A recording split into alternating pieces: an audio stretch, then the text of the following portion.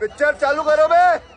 लेकिन अलका जी, शुरुआत हम आपसे करेंगे क्योंकि मणिपुर को लेकर हमने आपने सबने एक साथ बुलंद होकर आवाज उठाई, चाहे वो टीवी का माध्यम था या सोशल मीडिया का माध्यम था। हम सब ने तीखे कड़े सवाल पूछे, ये सोचकर कि बेटियों के साथ हैवानियत हुई है।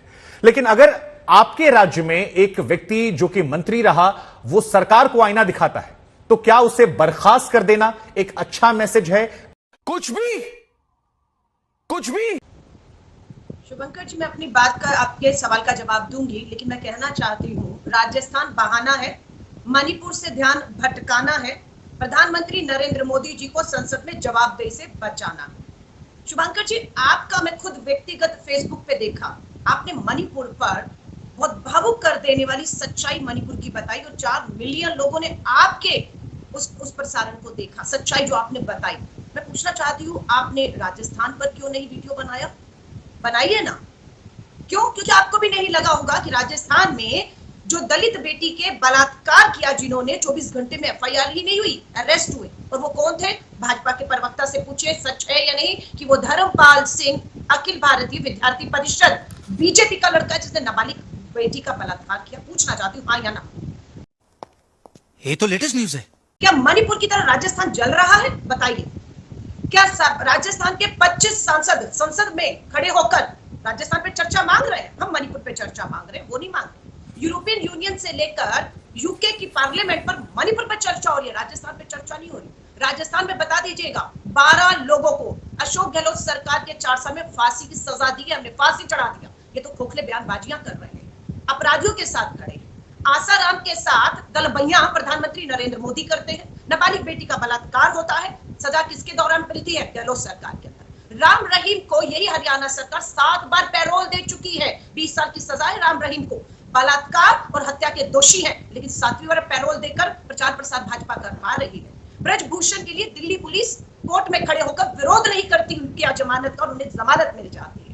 राजस्थान की अगर आप बात करेंगे तो ये जो हमारे मंत्री के ऊपर अब रुको हल्ला मचा रहे हैं, जब उसी मंत्री ने मां सीता के लिए कहा था कि मां सीता बहुत खूबसूरत थी, इसलिए राम और रावण का वो सब उन पे दिल आ गया, तभी यही भाजपा उनका इस्तीफा मांग रही थी। इसी तरह के बयानों की वजह से बीएसपी से आए थे, विचारधारा बिल्कुल कांग्रेस की नहीं है, भाजपा में जाने की उनकी तैयारी है, इसलिए इस तरह के मुद्दे मणिपुर की तुलना राजस्थान। ठीक है, अरे हम तो फकीर आदमी है, झोला लेके चल पड़ेंगे जी। शुभंकर जी, मैं खुद एक महिला हूँ, राजधानी दिल्ली में बैठी, मुझसे पूछेंगे ना, या आप अपनी जो आपके साथ सहयोगी काम करती है महिला एंकर जो है, किसी से भी पूछ लिए, उत्तर भारत से दक्षिण भारत तक कोई भी माँ बहन बेटियां अपने आप को इस देश की धरती पर आज सुरक्षित महसूस नहीं कर रही। छोड़ दीजिए वो कोई भी राज्य हो, यहाँ तो डबल इंजन की सरकार है, मणिपुर में 2 महीने से चल रहा है। उदाहरण पेश होना चाहिए था उन राज्यों के लिए जिनके पास डबल इंजन नहीं है। लेकिन कन्विक्शन रेट की अगर आप बात करेंगे, राजस्थान में सिर्फ 9% मामले पेंडिंग है और देश में 30% मामले जो है पेंडिंग है। सजाओं में मध्य राजस्थान में 40% मामलों में सजा मिल रही है, और वही हमारे देश की अगर आप बढ़ा देंगे सजाएं नहीं है, कोई भी सुरक्षित नहीं है। दिव्या हो, अलका लांबा हो, या स्टूडियो पे बैठी बहनें हो, या कंगना को भी आपने सुरक्षा दे दी, हर बहन को आप Z और Y सुरक्षा नहीं दे सकते। ये सच्चाई है कि समाज की जो सोच है, जो राजनीतिक जिस तरह से चल रही है, जिस तरह से अपराधियों को बचाने की कोशिश की जा रही है, पैरोल और जमानतें दी जा रही है, डर नहीं है, मैं मानती हूँ कोई भी सुरक्षित महसूस। ठीक है, हालांकि महिला के कपड़े अगर मणिपुर में फाड़े गए, हम सब आक्रोशित हुए, नाराजगी हुई, हम सब ने गुस्सा जाहिर किया, लेकिन जब वही तस्वीर हमें पश्चिम बंगाल से निकल कर आती है, चाहे वो चोरी के आरोप में महिलाओं के द्वारा निर्वस्त्र करना हो, उसको निर्वस्त्र करके मारना पीटना हो, या बीजेपी की तरफ से एक महिला का आरोप लगाना कि टीएमसी के कार्यकर्ताओं ने ऐसा किया, तो फिर वहां पर यह आक्रोश, ये आंसू, ये गुस्सा क्यों नहीं नजर आता है? चुप, बिल्कुल चुप। हिम्मत कैसे हुई तेरी मुंह खोलने की? शुभंकर जी, अगर आप अच्छी खोजी पत्रकारिता करेंगे तो आपको सही उत्तर सारा मिल जाएगा। आपने यदि डीजीपी बंगाल अमित मालविया का भी सुना होगा तो उन्होंने भी बताया है कि जो पीड़ित महिला थी वह चोरी करते पकड़ी गई थी और वहां के स्थानीय लोगों ने उसको पीटा। दोनों गलत है, जो चोरी करना भी गलत है और लोगों को अपने हाथ में कानून लेना वो भी गलत है। लेकिन वहां स्टेट के वॉलंटियर्स थे जो तुरंत आए, उन्होंने बचाया। 2 डेलीगेशन गए एमपीओ के, 18 एमपी हैं भारतीय जनता पार्टी के, लेकिन एक भी स्थानीय एमपी को लेकर के नहीं गई भारतीय जनता पार्टी, वो बाहर से लोगों को लेकर के वहां पर गई। 2 डेलीगेशन में गए, उस महिला से मिला, उस महिला ने एक शब्द तक नहीं बोला। उसने कहा कि बूथ पर निर्वस्त्र किया गया, मेरे साथ गलत हुआ। सीसीटीवी कैमरा वहां पर थे, हर एक बूथ पर सेंट्रल आर्म पुलिस फोर्स लगी हुई थी, हर बूथ पर मीडिया थी, एक भी सबूत साक्ष्य सामने नहीं आए। और उनसे जब कहा गया, 13 तारीख को एक ईमेल आई, उस ईमेल के माध्यम से 14 तारीख को वहां की पुलिस ने एफआईआर दर्ज किया, उनसे 164 का बयान देने को कहा, वो 164 का बयान देने को तैयार नहीं थी। उन्होंने कहा आपके शरीर पे चोट लगी होगी, एमएलसी की रिपोर्ट होगी, वह नहीं दी गई। और भारतीय जनता पार्टी सत्ता की पार्टी जो केंद्र में है, वो सबसे बढ़िया विपक्ष की पार्टी है, उसने ऐसा हिटलर का एक गोबल्स था जो प्रचार तंत्र का था, वो एक झूठ बोलता था, उसको 100 बार दिन में बोलता था, लोग उसको सच समझते थे, और आप लोग भी उस झांसे में फंस गए। अभी तक कुछ सामने नहीं आया। कीर्ति आजाद जी, खेद है। कीर्ति आजाद जी,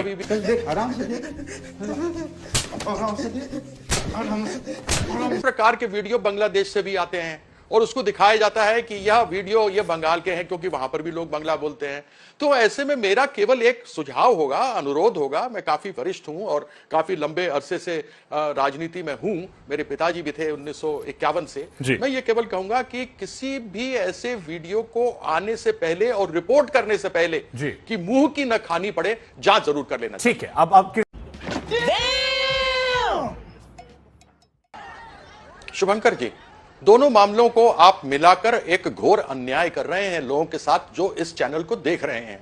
वहां पर यह दोनों चोरी कर रही थी, चोरी करते हुए लोकल लोगों ने पकड़ा और उसको पीटा। जो मैं आपको पहले ही कह चुका हूं, पूरी रामायण कथा पढ़ करके, आप तब भी मुझसे पूछ रहे हैं कि सीता कौन थी। आप कुछ भी बोलो, ये नहीं सुनने वाला। मैं यह बता रहा हूं कि उन्होंने चोरी की जो गलत है, लोगों ने चोरी करने पर नग्न करके वह भी पीटा गलत जाएगा। है, लेकिन वहां पर तुरंत हमारे,